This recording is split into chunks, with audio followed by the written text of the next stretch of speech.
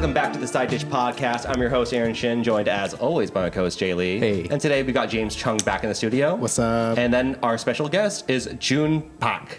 Baak or Pak?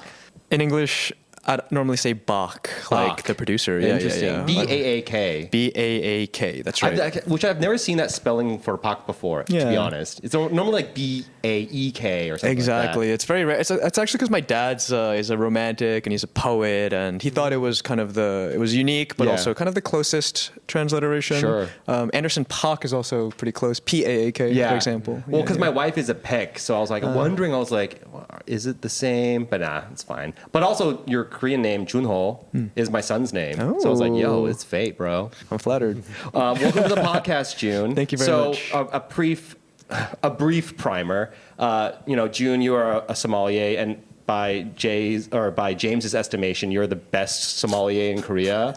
It's very kind of you. How do you respond to that, though? I wonder. I was, I think, fortunate in the sense that I was brought to Korea from San Francisco, where I was working for my expertise. And at the time, there's levels of certification of being a sommelier, and I am what's called an advanced sommelier, which is the one right before master sommelier. And when I first came to Korea, I believe I was the only advanced sommelier working on the floor of a Michelin restaurant. So Got it. Back then, it was a smaller group of us, and I'm very happy to say that every year we pass a couple more candidates, and so there's more of online us that out there. 100% of your students have passed. In terms of when I take on a student seriously as a mentor to get him through the exams, for example, then yes, that's really impressive, because I've heard the exam is incredibly hard. The exam is difficult. Yeah. Yes, it How is. do I sign up for this course? The June? The June special. Just shoot me a DM and we'll. No, well, when I honestly, there was a period of time when I was like, June's easily the top 3 or top 5 som in all of Korea. And then I talked to June, and June was like, I don't know, man. I mean, you're so young. There's like a bunch of guys, I'm sure, that are a little bit older and have been working at it for a long time, that you got to kind of pay your dues to them. But you're also I'm sure you're confident in your craft, which is why you've gone so far. But okay, so before we get into all the Somm stuff, okay, tell us about Dartmouth. I hear so of the Ivies, right? Dartmouth is kind of like the mysterious, in the woods, granola kind of campus, right? Yeah, I'm sure the students are not as weird as, say, like the Brown kids, right? Like kids at Brown, not Indian kids. I'm talking kids at Brown. Right. I think Brown, had a stereotype of leaning more as a champion of the arts and the humanities. You know, we always did pride ourselves on the whole liberal arts education thing, but definitely a large pipeline to Wall Street and, kind of more. Absolutely. Yeah. You were pre-med? I studied, so there isn't I was pre-med, but there isn't like a pre-med major. I took I really love chemistry. Which is partly why I love being a sommelier. And I studied a lot of Spanish, which I'm really passionate about, so Spanish literature and things like that. Your eventual major, though, was like Spanish literature. Yeah, Spanish literature. Yeah, gotcha. and I did all my pre-med requirements. Awesome. Yeah. So you've read Cervantes in Spanish? Cervantes was not one of the texts I read, surprisingly. I did mostly like 20th century Latin American, so... So you're fluent in Spanish? I do speak Spanish. Awesome. Yes. So that is a perfect segue, because your first job, I guess, out of college was working at Californios, was it? That's right. In the city, in San Francisco, which is where I grew up in that area, and then Jay went to college there. So I don't know anything about fine dining still. Like I've eaten at a handful of restaurants, but before Californios became what it is today, which is like a 2-star Michelin restaurant, it didn't have any stars, right? So that's right. You were kind of part of the team that built it. I'd like to think so, yeah. It was a very exciting period. I had just gotten to San Francisco, and why I ended up there is also a really interesting story, but it was for family reasons. Ended up in San Francisco, and I was in an interesting place because I had graduated college feeling very defeated in the sense that I sort of had like a mental breakdown. I graduated with not a great GPA, kind of what am I going to do with my life? What did I just spend the last 4 years of my life doing? But the situation that brought me to San Francisco, things were quite urgent. I needed to get money right away. And, as you know, San Francisco was not cheap. Yeah, for sure. What area were you living in? I was, at this point, sort of, I had my entire life packable in 2 of those blue IKEA bags, if you know what the ones I'm talking about. Yeah, for sure. The big ones or the small ones? The biggest ones. Yeah, the so I biggest could ones. fit my entire possessions into 2 IKEA bags, and I was actually just kind of subleasing and just kind of like couch surfing. Exactly. You had one pan. No pans. I tried to live that life for like a good 5 years. I gotta tell you, it's tough. I'm like, at some point, I'm like, I really I would benefit from a toaster oven right now. But if I'm like, I also don't know how long when I'm going to be in Korea. And so I literally lived with one wok. I was like, it's a pan, it's a pot, it does both. And I had, like no like appliances.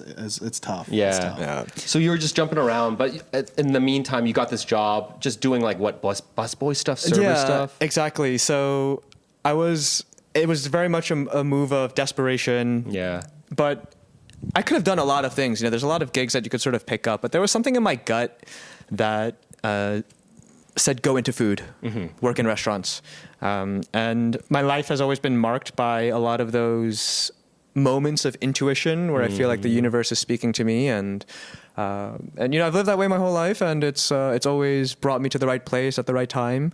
I believe in things like synchronicity and portals opening up for you at the right time. Well, you are also a certified yoga instructor, so it makes sense that you spew some spiritual gobbledygook. That's right. June, honestly though, Joon's like probably one of the most spiritual, like non-mainstream religious like people I've met. Right.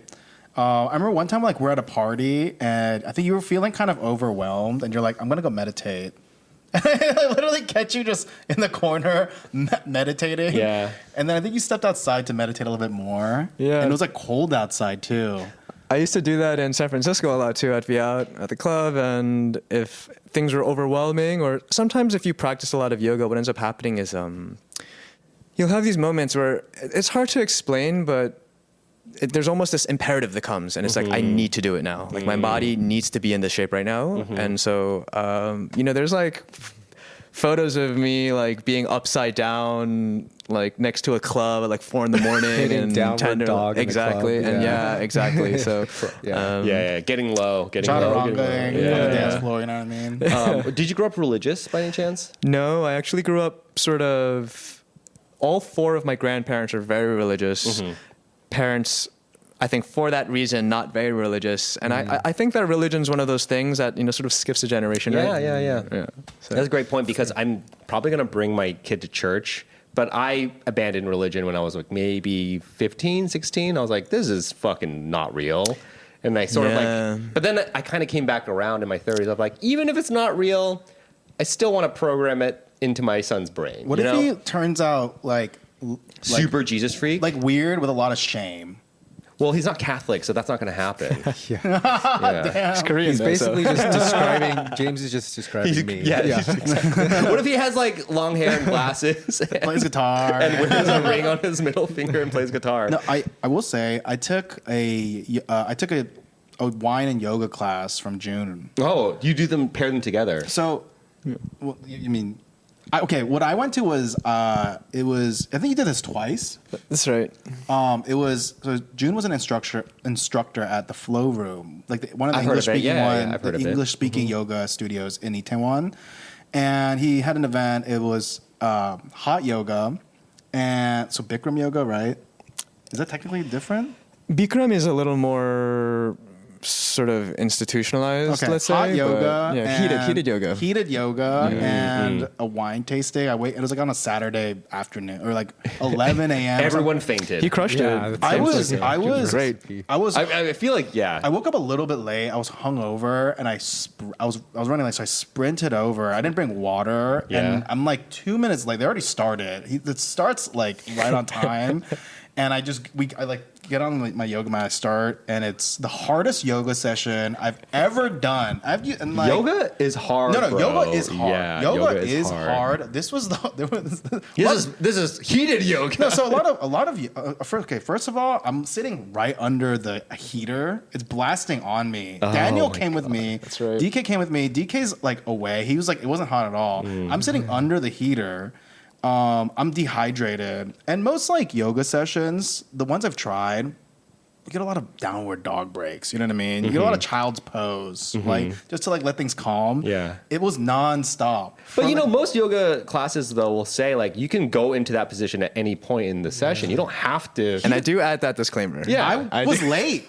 you never heard the instructions. I didn't hear the disclaimer, and I don't know. And it's like all like 80% women in there. Yeah. And like I'm probably doing the least yoga out of everyone in the room. Actually, me and DK probably do. Yeah. Equally little yoga, and I'm like, I don't want to embarrass myself. And so I'm like full sending, and I did. And then you like pounded. No, and then it went reasonably well. Malbec, yeah. And then afterwards, Great. we're drinking like 6 wines, empty stomach, dehydrated. Oh my God. I got super blasted, and then I had an improv show that night. It was really bad. That's right. I forgot about that. Have you ever been to one of the improv shows? I've Joon? been meaning to for a long time. I'm really curious about it. Actually, we had a conversation recently about improv. Who wants to try improv? You should. I think do. you'd be good at it. Yeah. Appreciate Especially that. because you have such a wide, like, you can go into your Spanish literature brain, you can go into your wine brain, your food brain. You could probably pull out a bunch of funny characters. I mean, having all those experiences is really good, but also Joon's a great listener. And I think like 80% of improv is like listening. It's true. Honestly, that's hard to teach. What'd you just say? Sorry. such a dumb bit. Sorry. So going back to Californios, right? Yes. Then you worked at Benu, which is a very famous restaurant. It is, yes. Is that the same one that the guy from Hookback Yoresa also worked at? There's a bunch of chefs. A lot of some of the best chefs in Korea have worked at Benu. Got it. And with good It's the reason. only place they'll take them. Is it owned by a Korean person? That's right. Oh, So it is? Okay. That's right. The chef owner is an amazing Chef Corey Lee's a legend. If you don't know Chef Corey, I mean, check him out. Like he's a legend. And I had started at Californios, and like you mentioned, sort of busboy, like really doing the worked your way bottom of the up. barrel, Yeah. all the way up, and saw through all the positions. Worked through the management. It's where I learned wine. I had a very passionate mentor who really instilled a love of wine into me. And then, it had been 5 years, and I have a personality where I don't do well with feeling like I'm not optimizing my time or feeling a little stagnant. And so I wanted to go somewhere where I could learn a little bit more. And so Chef Corey is world-class. He's like a chef, I mean, his name carries immense. What separates like a good chef or even a great chef and like someone that becomes What's the difference between him and Roy Choi aside from the stars? I mean, okay, these are very different questions. Yeah. I'm just saying, Roy Choi might be the only Korean chef I can think of David right now. Chang. Oh yeah, David Chang's also Korean. There's a few. There's the Actually, you're right. There's actually so people. many. Korean Americans I love. I mean, there's like so many Korean Americans that do dining, Of course. like F&B. Yeah. But at Benu, then you take your talents to new heights. Because you're right. At Californios, you worked from being like front of house, like server, whatever, and then becoming a som. I have to wonder though, is that because I know you went to a special high school in New York, right? You went to Hunter College High School, which is one of those schools you have to apply to. It's like a magnet school. That's right. You did your homework. It's a prestigious school. You have to be fucking smart to get in. But fucking smart when you're 14 years old means you just memorize hella shit. So I feel like you have a large capacity for memorization maybe, or like, because also being a som, I think you have to memorize so much stuff, right? You do. The joke is that I'm incredibly forgetful. I have a very selective memory. Oh, okay. Just ADHD to the max. I mean, of course, we're Asian. We, do well memorizing things. I do think that I have a capacity for it. I don't think that I'm like particularly excellent at it, but I am a big believer in, I'm very interested in like pedagogy and like actually the science of actually learning. And Totally. I'm a big believer in like, if you actually understand in first principles the concepts behind the thing, then the details come afterwards. Right. Or like to like a lay person trying to justify a meal at Benu. Like how expensive is a meal at Benu? It's probably right now I haven't checked in a while, but I would guess it's somewhere north of $400 per person. Okay. But like, Yeah, how that's do you expensive. for the layperson though? Like that Right. it sounds so outrageous, right? Right. Even if you're like wealthy, some people that don't engage with dining, like For sure. conceptually is like so outrageous, right? For sure. How do you what's the point of it, or like how do you sell that, or how do you explain what that experience is supposed to be like? Yeah, and that's a great question because I struggled a lot working exclusively in Michelin restaurants with the point of accessibility, right? Like I was basically catering to the top 0.1% of society or whatever. But, I think that the real value or why to do something like that, even if it's a once in your lifetime thing, is really, it's the culinary arts, right? Yeah. And I can go into a whole like diatribe about why I think using the word arts is an appropriate suffix or a descriptor of Fine dining. Yes. Which is right culinary arts as it's different from just like a nice home restaurant. cooking or just like exactly. yeah. It's the crystallization of perfection. Yeah. And innovation, creativity, Exactly. all these things, yeah. And it's an opportunity to experience something that has taken so much effort, takes a massive team, it takes a genius to craft the menu, an amazing team and the service team to prepare and create an experience for you. The architecture, it's like going to like a Broadway show, right? Except you get to eat. Yeah. And therein is the beauty also is that it's ephemeral, right? Like it's not a luxury good that you can keep in your home. Like it's the food, it leaves the kitchen. Yeah. You put it in your mouth. Exactly. You shit it out later. I do really love that analogy because in a Broadway, like a good seat in Broadway is going to be a few $100. Not Yeah, that different easily, than like easily. a seat at a fine dining restaurant. Yeah. And also also, ephemeral. like when you're working at a restaurant, it's always like, okay, tonight's service, we got to replicate the perfect service every night. So it's like in that way, it's a very choreographed kind of experience. Absolutely. And in fine dining, it's like, if you make one mistake, these people are going to be pissed. I would imagine, right? Yes, So you got to absolutely. like, it's high stress. Like every night has to be Yes. perfect. That's crazy to think about. Most people dial in their, I have to go to my job today, but I think when you're working at that level, it's like you're paying for also these people who are true professionals. Yeah, something like that, I guess. That's why there's all this.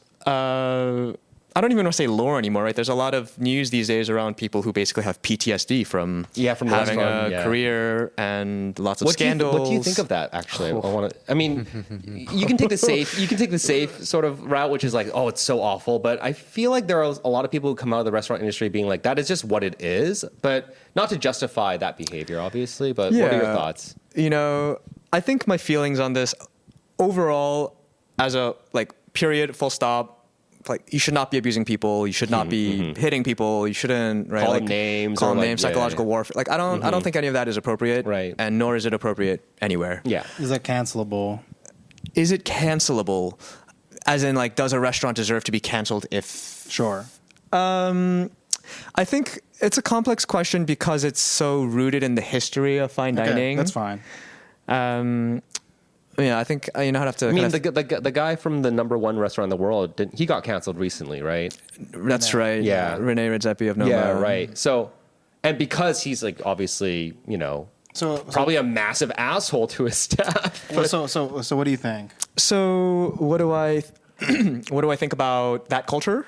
No, what do you think about that guy? And he's watching. About Rene. Yeah. Chef Rene. There's a part of me that, having been not exactly at Noma, for example, but definitely I've worked in restaurants where the pursuit to that level of perfection is the standard. And at the end of the day, you realize it comes down to how do you motivate people, right? Because you have to understand that these chefs, in their pursuit of perfection, are using as motivation effectively and or punishment, right? They're hitting them, they're calling them names, they're et cetera. I mean, but I think that the best chefs that I've worked for are very good at, of course, recognizing talent, but they're great leaders in the sense that they also, what is leadership? It's the ability to inspire and bring out the best in people and motivate the team to move in that direction with them. and not drag them along as some Right. chefs do. I wonder, do you think that like Asian like staff can tolerate it better because they grew up in abusive households? I think there's that's an interesting question. No, and I'm like kind of being dead ass. I totally get the thread of that, and I think it's hilarious. It just occurred to me because No, I'm no, like, yeah, for sure, for I sure. feel like a lot of my friends who my Asian friends specifically who work in F&B are very tolerant of that behavior. They can just take it because our parents verbally and physically Or abuse just like, us. or people are like your sunbaes or your Yeah. or It's like part of the course. It's like obviously, if I'm a piece of shit, right? Like I it's got like the confusion thing where people talk hella shit to you. Yeah. And then we have the term gonde, whatever. Right. Exactly. I do think that people like us who grew up as like children of immigrants or and it's obviously not exclusive to just Koreans. I mean, I grew up in New York with a lot of children of immigrant friends and different cultures, Pakistani, Sri Lankan, Russian, whatever. They'll hit their kids, and they're definitely. The comment that they're Asian. But they are more resilient. I want to say. That's the word, They resilient. are resilient. Now, does it come at a high psychological cost? It might. Yeah. Does for it sure. end up being net positive for that person after 30 years? Mixed bag. I think history tells us that for the majority, it does, or at least that resilience does serve the person. And Right. build up that resilience. Right. So I think of Tiger Woods, right? And I go like, man, or even going further back, it's like Michael Jackson. It's like these kids were abused by their fathers to the point of perfection, but they became great, but also flawed, deeply flawed human beings. I mean, at like, the same time. there is a part of this conversation where it feels like we're being like abuse apologists. Which No, at least I want to clarify my personal position to the camera. Bro. I am not. I forgive you, Mom. But I mean, I think especially in the context, if we're just in the context of fine dining, there is so much pressure at that point, right? I mean, you're fighting other restaurants that are in a similar kind of range, but trying to just like outdo the next one. And that's the political side of the fine dining thing. Yeah, and a lot of the what I loved about working in fine dining in San Francisco actually is that there wasn't this zero sum. There could only be mindset. one kind of mindset. Exactly. There yeah. actually was a lot of camaraderie. It was less about like, let's be better than the competition. And it was a lot of pressure that, for example, the team put on themselves to be like, perfection is my standard. And that's why we're doing this. Yeah. So then after Bennu, you came to Korea for like basically a work opportunity to train people. That's right. So after Bennu. Oh, you worked at Komi, same restaurant as DK. That's how they That's met. right. Oh, you That's guys how met we in met. Oakland. Okay, gotcha. That's right. Awesome. Yeah. So after Bennu, I stopped working at Bennu because the pandemic hit. All the restaurants shuttered, and then I followed a mentor of mine, Mark Guido, who is an incredible sommelier among many things, and he would organize tasting groups and was a leading was just a leader in the field as a sommelier, and I was so struck by his deep passion for wine and his intelligence that I followed him to Komi, and then that's where I met DK. So I was at Komi when this opportunity to come to Korea was offered to me. Awesome. I think fun fact, my sister ate at Komi while DK and Joon were there. Yeah. Because they used to live in the Bay Area. Yeah. Were they in Oakland too? They're in the city though, right?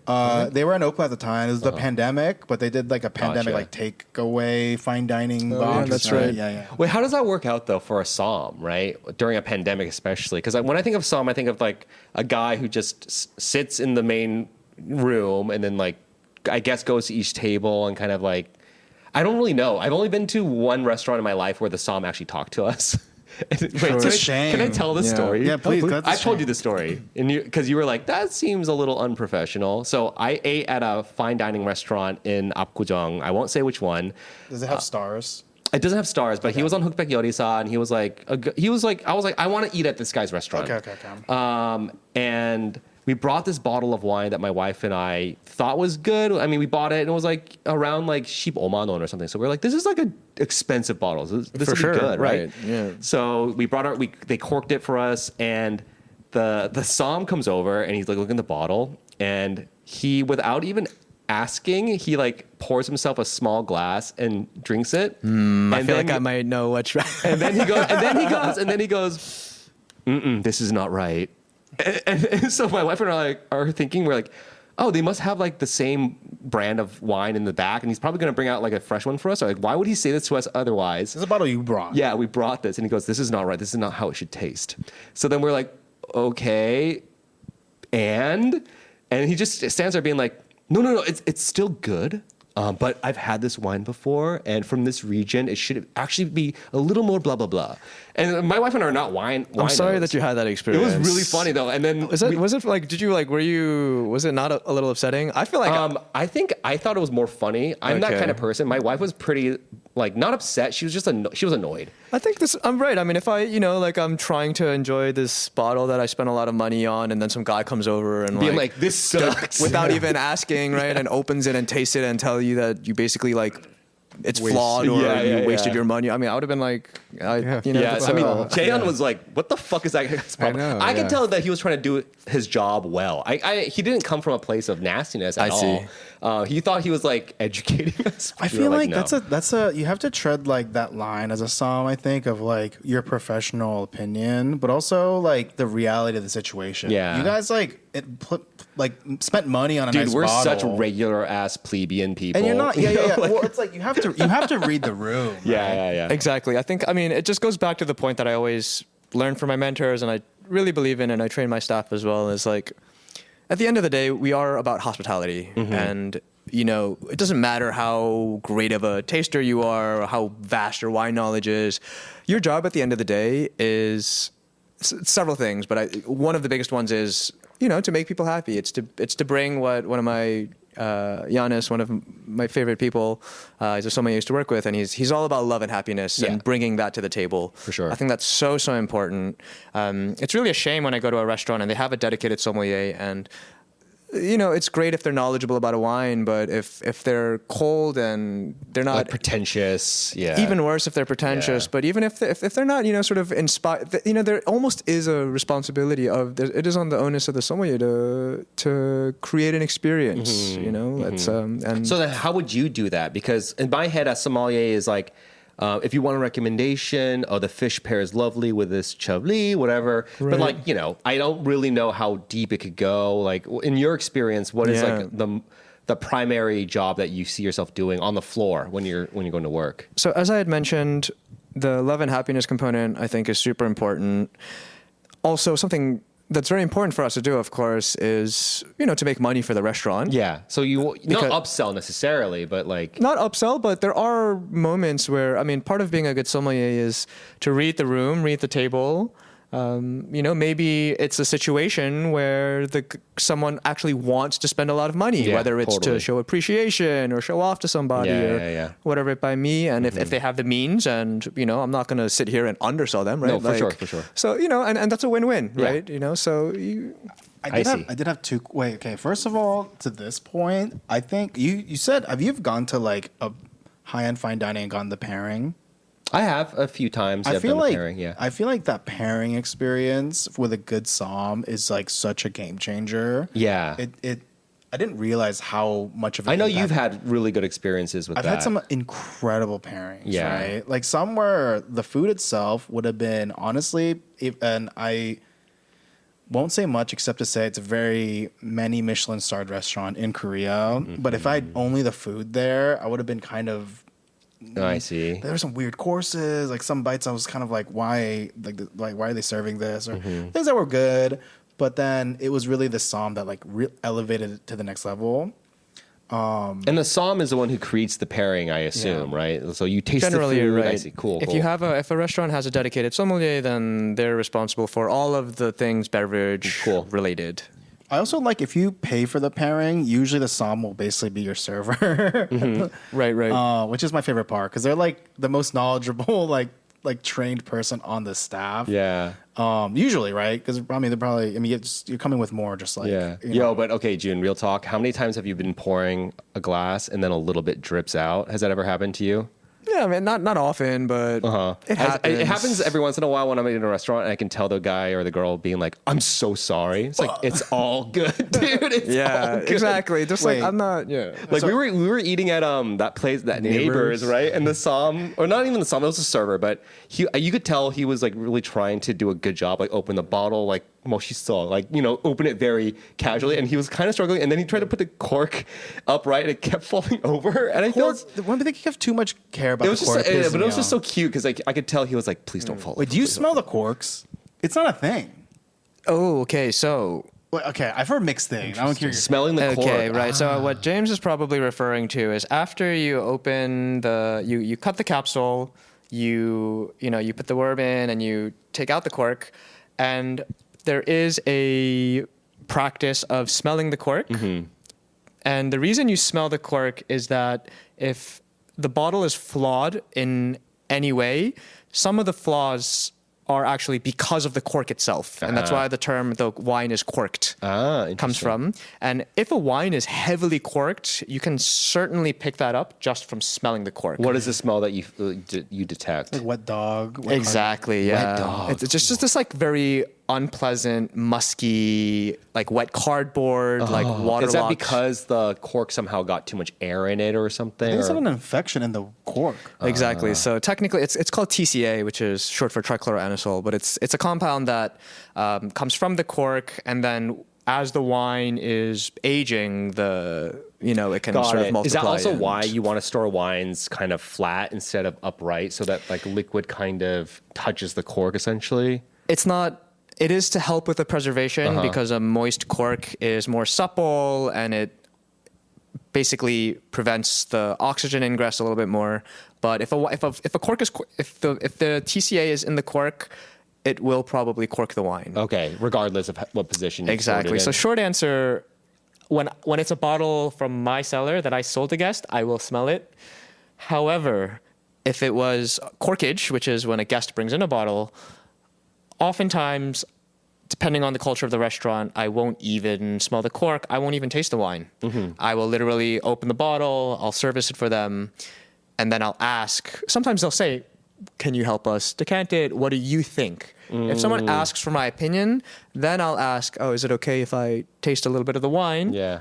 But, I've been in situations exactly this where a guest brings in and mind you, like tens of thousands of dollars worth, right? Like really expensive bottles. And the wine's corked, right? Oh, that's I don't awful. is it my responsibility to tell them that it's Yeah, corked? yeah. Ruin the experience for them. Especially if they're all enjoying it. Yeah. I are on the side of not saying anything. don't say shit, right? yeah. It's not worth it. Exactly. Yeah, they're drinking it. They're like, I'm getting wet dog. Great one, Stacy. I'm also getting wet dog. Stacey. Yeah.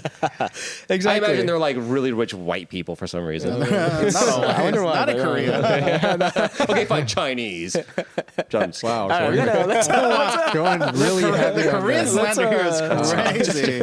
No, It seems to me that more expensive wines have a higher percentage of being corked because they're like older vintages. Can that be true? Or I actually never thought about it that way, but you are right in the sense that there's newer technology that's recent to the past 10, 20 years that makes corks less susceptible to being corked. But you're right, like, I guess you could argue that in the 70s, 80s, for example, that technology didn't exist. And so there were more corks just produced that were more prone to those kinds of things. Also, So higher end wines are using real corks, typical unless you're like Australian, no? so it's not a I'm just saying there's like synthetic corks being used. Right. I've Right, seen right, those, right. yeah. But if you think about it, some of those synthetic corks are actually less prone because Well, no, exactly. Yeah. That's what I Right. mean. So the high end. I see what you're saying. Yeah.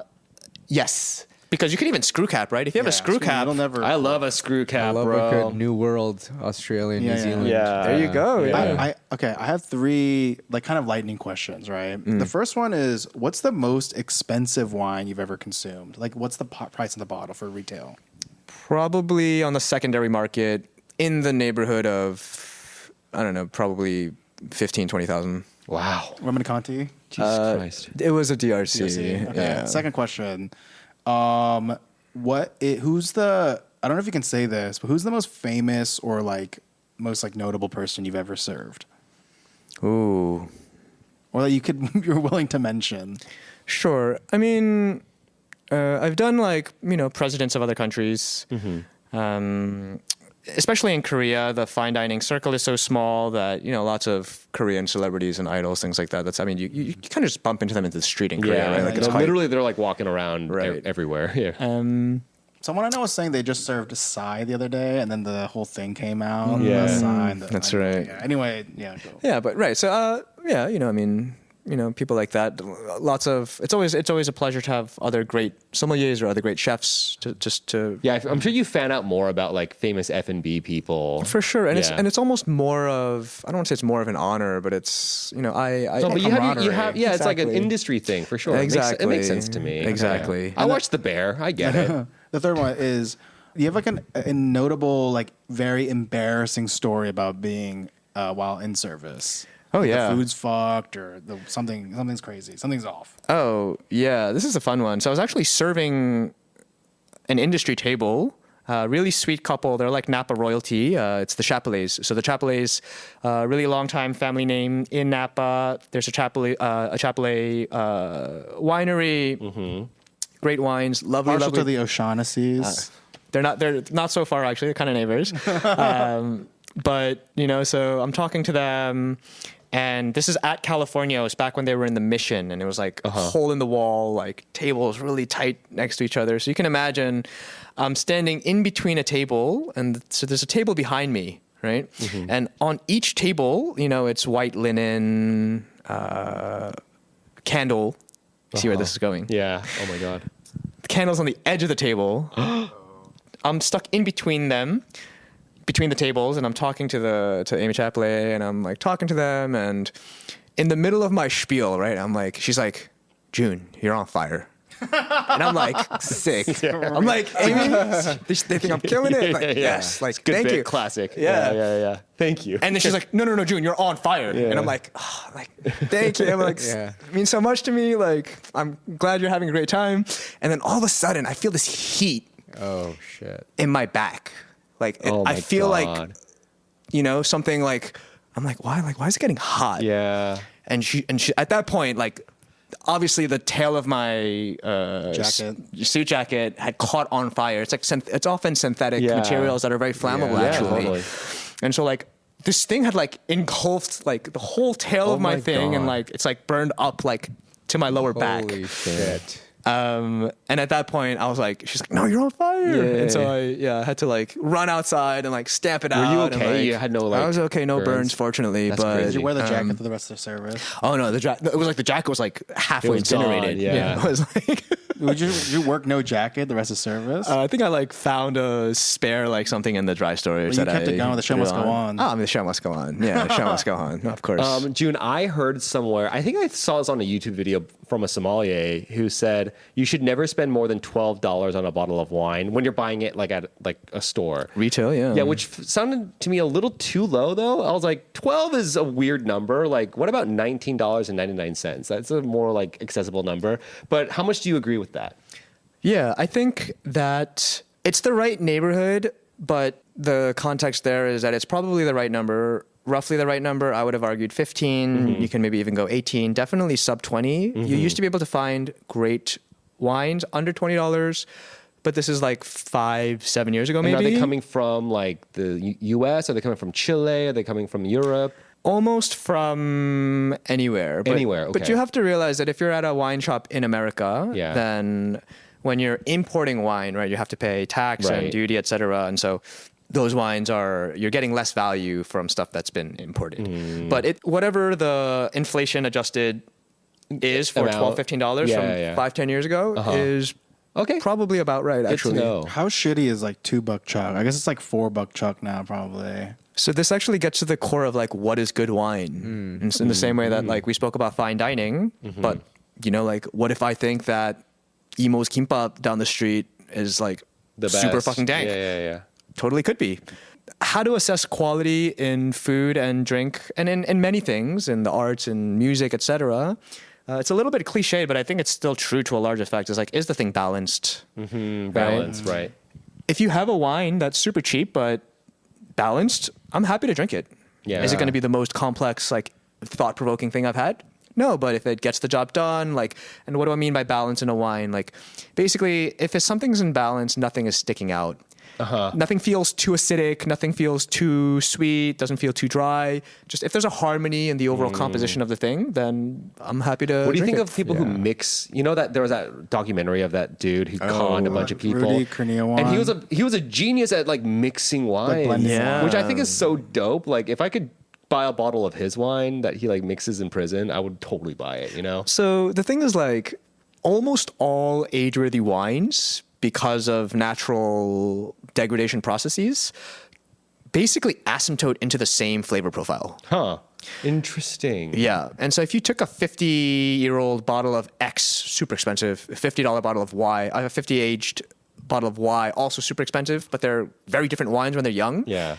By the time they're 50 years old, they kind of taste the same. I see. Not exactly, obviously, but they're definitely converging into a similar flavor profile where it becomes very difficult unless you have an incredibly discerning palate, you know, to say like, Yeah. okay, this is not right. Right. I have a bottle of, I think it's a 1979 Bordeaux at home. 79. Whoa. I think so. Yeah. I love Bordeaux. We should, one of these days, we'll figure out what this asymptote Yeah. tastes like. Wait, also, I just remember a quick question. I had a Barolo with a friend of mine a few years ago, and after that moment, I was like, I love Barolo. I don't know anything about it. What is a Barolo? I can answer that. I mean, yeah. No, fuck you. I want to hear about it. I want to hear the real answer. No. I mean, so Barolo is it's a region it's actually the name of a region, like Chablis, for example. Okay, got it. It's a region in the northern part of Italy, in a region called Piemonte, and they make a really delicious red wine from a grape called Nebbiolo. Okay, so got it's it. a very dry, very tannic. Yeah, it was so good. It but was dry. Very really dry. delicious. Yeah. Super red light. wine. Light, but it has what we call structure. When we say wine has structure, it means that it's got. It refers to basically how it feels on the palate, but the wine has ripping acid, so it comes across very, very light on the palate, but it's high in acid, high in alcohol, so it definitely has a presence on the palate. But I have one last question. Just one last Yes. question. What's the deal with natural wine? I heard it's bullshit. I heard it's a marketing gimmick. I need to know because I like natural wine, quote unquote. Sure. But my wife is like, no, dude, I want to drink wine. Like I want like Right. a full flavorful wine. Right. And also because natural wine's kind of more expensive, you know, or like I think it's been marked up in price, especially in Korea. Yeah. So is it bullshit? Am I getting ripped off? What's the deal?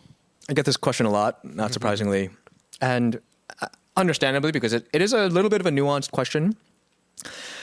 First of all, if it makes you happy and you like it, like, fuck it, drink it, right? You hear that, babe? Okay. And it makes me happy. But I think he's gonna. With that said, Yeah. look, here's the thing about natural wines. Firstly, what is natural wine? And as a sommelier, the way I like to describe it is that it's basically, and that's part of the problem, is that a lot of these terms aren't fully regulated, but a natural wine, you can think of it as nothing was added in the vineyard. So when they were growing the grapes, they're not, spraying it heavily with pesticides or copper sprays, things like that. And there's nothing added in the cellar. So once they harvest these grapes, they're not basically cooking it. They're not like adding acid. They're not enriching it in any way. So Super purple. right, exactly. But some vineyards do that. So normal actually, the practice. majority of fine wine is They not wouldn't, yeah. natural. They're what's called conventional wines, for example, as another term for it. And right, I mean, wine is an agricultural product. Yeah. Let's say you have a really rainy season and you might get this huge bout of mildew that's going to just obliterate your grapes. As a farmer, that's your entire year's revenue that's just disappeared. Yeah. Like, can you blame them for spraying fungicide, for example, to protect their crop? For sure. It is an agricultural product, and you have to, kind of respect that. The issue with natural wines is that too many producers lean on it as a crutch, and they'll make a wine that, sure, maybe they didn't add anything in the cellar or in the vineyard, but because they were either careless or they didn't have good taste or, for whatever reason, you end up with a wine that's effectively flawed. And so if you go to like enology school, for example, enology, being a school of winemaking, for example, and you give them a natural wine, a lot of teachers at the school might say, hey, like this wine is flawed. There's too many chemical faults in the wine. The I will say that the best wines in the world are actually made in either completely or almost completely natural way, but they don't have to rely on the crutch of saying, they don't even mention that it's natural because it's just the right way to do things and they are able to do it. I see. A lot of natural wines make wines that Kind of suck, basically. they're Not as yeah, I see. Okay, say no more. Yeah, I mean, that's exactly what my wife said to me. She's like, it just doesn't taste as good. I'm like, I don't know. I love this light berry 12% No. alcohol wine, but But that Yeah, has I its see. place on the table because a lot of natural wines, for example, to me taste like kombucha. Sometimes I I love want kombucha, I yeah. mean, like, is it a very expensive kombucha? Like, Yeah. for maybe. sure. But sometimes the kombucha is the better pairing, or I just want something a little more Yeah. tart and refreshing, for Yeah, example, and a yeah. little funky. Like, very tart. Shall we get to the? Let's do the segment. June, Yeah. we did prepare a bottle of wine for you to blind taste. Yeah. You blind taste all the time, though, I'm sure, right? I do when I'm working / studying. I'm moving into a. Thank you. I'm not aggressively studying at the moment. Well, you are. We don't have time though, but you are starting a startup. I mean, I do you am. want to give the listeners a little bit of a glimpse into? Sure. So, just a very quick thing. Ooh, I like the color already. Yeah, basically, I'm building a startup in Korea. I don't know if you guys heard of this thing called vibe coding. Yeah, vibe coding. I hear about it every day. Right, I vibe coded this software for my old job, and I was just so fascinated by how good the product was. And it is basically a sort of AI native kind of wine intelligence operating system for any restaurant with a beverage program. Oh, nice. And so it's like basically a tool, all-in-one tool for sommeliers or even chefs who have a wine program, and it increases the productivity a ton. Oh, cool. And it's basically like having a master sommelier consultant. Awesome.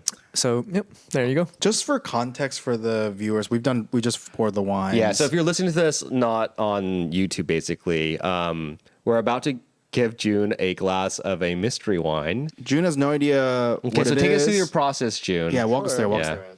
Yeah, so when I'm blind tasting a wine like this, you start traditionally with what's called a sight. So you'll kind of hold it up against like a white background and you just look at the color, Okay. which can say a lot about the wine. So thank you, brother. All right, so yeah, this wine, I can already get a little bit of information about it. You're looking at things like how richly is it staining the cup or the glass? What is the actual color of the wine? Is there any variation in the rim, etc.? These are all hints that can tell you things. Just from looking at it, the wine does have a little bit of concentration of color, which makes me think it's not going to be like a super thin-skinned grape, for example. But there is a little bit of rim variation. So if you hold the wine a little bit away from you, the rim of the wine is a different color from the meniscus, is a little different from the actual core of the wine. There's a little bit of this kind of fading into a little bit of like starting into an orange-ish garnet. Exactly. And that is a result of, could be of several things, but generally Magic. It's magic, right? yeah, that makes me think that right off the bat, not maybe a crazy thick-skinned grape. I think is kind of somewhere in the middle. It probably has seen actually a little bit of age. It takes, usually about at least 7-10 years before some of that kind of rim variation sometimes starts to happen. So I expect it has a little bit of age to it. Okay. And yeah, that's on the site. Okay. Next, we generally tend to move into the nose. So that's actually smelling the wine. So we can all smell the wine. Got my nose all wet doing that. I'm getting notes of Wine. yeah. I mean, my favorite joke from Parks and Rec is when Leslie Knope goes, "I'm getting rope." I always thought that was the funniest line. Yeah. You moved on to taste. Yeah. I have moved on to the taste, which is something I've been doing recently. But just on the nose itself, first of all, the wine smells really fucking good. So thank you for sharing this. I mean, this is not $2 Chuck. I'll tell you that much off the bat. So it's a really nice wine. This is from his deep cellar, actually, I'm guessing. So. This is from Aaron. So thank you, Aaron. Oh, really? Actually, I did buy. I forgot that I brought this here, and then I left it here. So I forgot that I owned it. Oh, Yeah. amazing. Well, thank you for sharing then. Oh yeah. Yeah. Sometimes when you're doing like quick heuristics on wine, it's just really good to ask yourself rather than like going through all the details of the wine. It's sort of like what sticks out about the wine. Like what's the main idea here? What's driving the bus, as we like to say.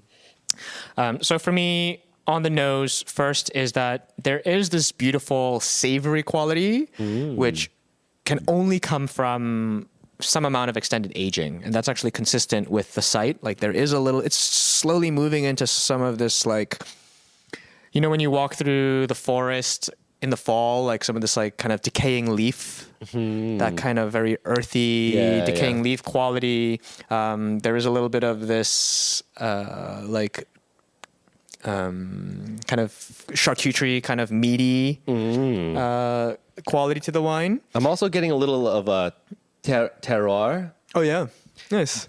You mean Yeah. Terroir. Yeah, thank you. The other thing that sticks out to me about this wine is that there's a sweetness to it. A lot of what we call baking spices that you use when you're baking cake, for example. A lot of it's like cinnamon, nutmeg, clove, which means that it was likely matured in new French oak. And it's from the barrel that gives it some of that toasty kind of... I like that word. Also clove. That's a good one to use. I'm going to bust all these out next time I go to dinner with my wife. Exactly. I'm definitely going to use decaying leaf. Yeah. Babe, you know when you're walking through the forest? But that's the beauty of wine, right? Like it transports you to these very specific moments and places. And it's one of the few, it's probably the greatest naturally, sort of created product that has that complexity of data in the product. So, and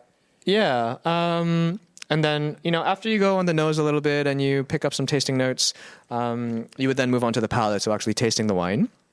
So I'll do that right now. Okay. So what I'm doing when I put the wine on my palate is I'm trying to assess the structure. So as I'd mentioned, those are things like how much alcohol, how much acid, what are the actual flavors on the palate? And this can also give you a lot of information about the wine. What sticks out to me on the palate is that it has a little bit of this elevated alcohol, like the wine is a touch hot, and that gives a lot of clues as to the climate where the grape was grown. So this is actually a general heuristic is higher alcohol means is a result of a lot of sugar in the grape, which is a result of a hot climate. So this isn't from somewhere super, super cold like Germany, for example, I would guess. Okay. I would guess it comes from a place. Do you know what the wine is? I do. I don't know where it's from, but I know. Okay. I know what it says on the label, basically. Sure. Yeah. So I would guess that it comes from the grapes were grown in a region where I imagine there's a fair amount of sunshine and it gets quite hot, for example. The other thing is that you're confirming a lot of the tasting notes that you got on the nose, and so that new oak, for example, is still very persistent on the palate. Like lots of those baking spice flavors are still in the palate. And the other big thing when it comes to red wine is tannin. How tannic is it? Wait, what does tannic exactly mean, Joon? What does that mean? So tannins It's the tannins of the wine, I guess. Exactly. So if a wine is tannic, it means that it has high tannins or a lot of tannins. Okay. Exactly. And how would you describe that taste? Tannin is... or feeling. Exactly. Yeah. Tannins feel like sandpaper. Okay. So it's like the gritty... Like exactly. So basically, tannins are a name of these type of polyphenols, basically a compound that will bind to saliva, for example. They'll bind to, like proteins in your, they'll bind to like sugars and saliva. They'll bind to things on your palate and basically strip them away. You find it in teas as well, right? Teas are tannic. Yeah. And that's why when you have cultures that eat a lot of greasy food like dim sum, for example, the tea is so crucial because it really cleanses the palate and they're good for you too. So I see. Part of why wine is so good for you are the tannins. Okay. So, it's hard for me to exactly, I'll make a guess because I think you guys want me to kind of give a definitive, I think this is X from Y or whatever. Final call, lots of new oak on the wine, very fruit driven, high in alcohol, definitely a warm climate. Like that is indisputable, I think. The grape, or I guess we can go with the country first. Somewhere warm that makes wines in this style. Kind of like we were saying, if it's a classically testable grape and it's made in a classic style, I can imagine drinking a wine from California, for example, that tastes like that. Totally possible. I would consider places like New Zealand or Australia as well. I think those are. I don't know where this wine is from actually. Yeah. So. Let's go. I'll give you the satisfaction of like giving the full fucking conclusion where you so like we can go, talk about you have to do it. region, and type of wine. Or you can give it, and you could do age if you want. Yeah, as well. Yeah. Let's go. I'm gonna go California. Firstly, country USA, region California. I would go maybe Sonoma even. Sonoma, and because I get a lot of fruit, but there is nice acidity to it. I'm going to go with the Zinfandel. I think this is a Zinfandel from Sonoma, from maybe Dry Creek Valley, vintage. It's got a little bit of age on it. I think somewhere in that like 5 to 7 year range. So let's see, 2026 right now. There's a fire in 2020. I think this could be maybe like a 2019. Yeah, let's do that. 2019 Zinfandel from California, from Sonoma, from Dry Creek Valley. Well, first of all, I know what this wine is, but I think it's from California, isn't it? It is California. Yeah. Okay, that's I good. think That's a good start. Honestly, trying this wine and knowing California and the wines it makes, You want to? hold this? Yeah. I don't think I would have gotten. I don't think I would have gotten this right. Yeah, me too. It actually takes me in a very different place. Me too. Tasting it than from what I know about this wine. You've Okay. had this. Have you had this before? Oh. This brand? I know the brand. It is a Cabernet Sauvignon from California. Yeah, 2022. 2022, yeah. Okay, yeah. But bread and butter is, I think, known because their wines are a little bit sweeter than they should be. They do. Yeah. So I mean, Yeah, I don't like their Pinot. TBH. This is the cab, though. Yeah, They- I think I like it better than the Pinot. Oh, you like it Yeah. better? Okay. This is the big thing for me is the color is quite light actually for For a Cabernet. cab, yeah, it is. absolutely is. And the tannins were quite muted. It is. Yeah, it's And like low tannin. It took me actually to Pinot trying it. My first. I thought it was a sips. Pinot, actually. I forgot that it was a cab. Yeah. I thought it was Pinot. Yeah, so I do know bread and butter, not super well, but you know they're let's just say it's like made for. It's a commercial. It's like wine. right? Yeah. Like It's it a has commercial maker. right. Like it's meant for people who like want that satisfaction of that like juicy Yes, yeah. wine. It's like a McDonald's. It's like a Big Mac of wine. Because like I buy it when I know like I want good wine. Like I'm going to a party. I think I bought it for Christmas when we had Christmas dinner here. So I was like, Yeah. it's just a wine that's gonna like people will drink. Yeah, for sure. But then that's why I forgot it because like I actually used to drink this all the time. Yeah. And then at a certain point I was like, you know what? I'm gonna venture out to natural wine territory. For sure. And I never looked back. No, thank you for sharing. But and June, you did a great job. You fucking thank you. nailed it. No, on that is Californian. Yeah. It is Californian in its aesthetic. You know, and I'd like. To be fair, like when you first pour the wine, some of those like oak notes are appealing. Like it's not a total fruit bomb. Mm-hmm. There is like a little bit of complexity to the wine. There is this kind of like slightly savory quality to it that, and I think that's why it appeals to a lot of people. Yeah, awesome. Thanks for sharing. Thank you for playing thank you. the game. And Awesome. James, thank you for setting it up. June, now that you're not leaving Korea and you live right here, please drop by the studio whenever the fuck you want. Thank you so now much. It's official. Now we've met. So hang out with us. Take us to nice restaurants. Yeah. This conversation didn't even touch on a lot of the F&B stuff I wanted to get in with you, or even the yoga stuff. I had a lot of yoga questions. Okay. Yeah, so yeah. we'll do it on another episode. We'll do maybe a round two. Yeah, we'll do a a part two. Yeah. Thank you guys so much for tuning in. Be sure to like and subscribe on YouTube, Spotify. And with that said, we'll catch you guys in the next episode. Okay.